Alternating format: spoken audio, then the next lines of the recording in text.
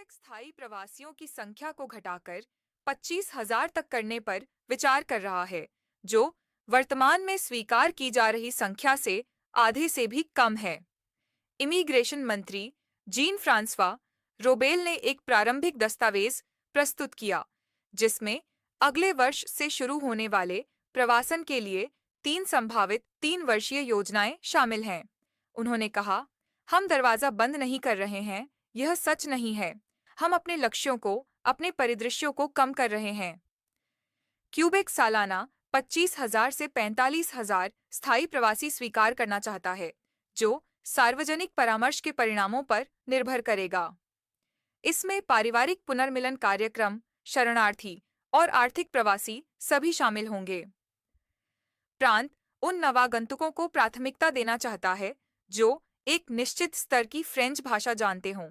Premiere Francois लेगो का कहना है कि जब तक ओटावा क्यूबेक में इतने अधिक शरणार्थियों की अनुमति देता रहेगा, उनकी सरकार स्थायी प्रवासियों की संख्या कम करती रहेगी। प्रांत चाहता है कि संघीय सरकार शरणार्थियों और अस्थायी प्रवासियों की संख्या को आधा कर दे, खासकर मॉन्ट्रियल और लावल क्षेत्रों में। रबेल का कहना है कि प्रवासियों की अधिक संख्या ने बेरोजगारी दर बढ़ा दी है। हमारे युवा नौकरी नहीं ढूंढ पा रहे हैं। हालांकि व्यापारिक समूहों का कहना है कि श्रमिकों की कमी अब भी बनी हुई है, खासकर निर्माण क्षेत्र में। इंस्टीट्यूट डी क्यूबेक ने हाल ही में सिफारिश की थी कि प्रांत को कम से कम फिलहाल 90,000 स्थायी प्रवासियों को स्वीकार करना चाहिए, ताकि अस्थायी श्रमिकों पर निर्भरता कम हो सके।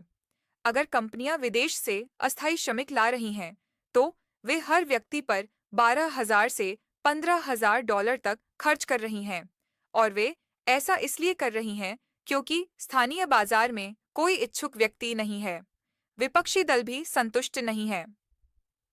पार्टी क्यूबेकवा ने सीएक्यू पर उसकी प्रवासन नीति की नकल करने का आरोप लगाया है, जबकि क्यूबेक सोलिडेरे को चिंता है कि नई सीमाओं के चलते परिवारों को अपनों से मिलने में और लंबा इंतजार करना पड़ेगा।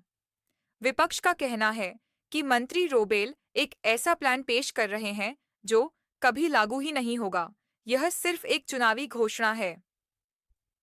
प्रवासन के ये प्रस्ताव अब सितंबर तक सार्वजनिक परामर्श प्रक्रिया से गुजरेंगे।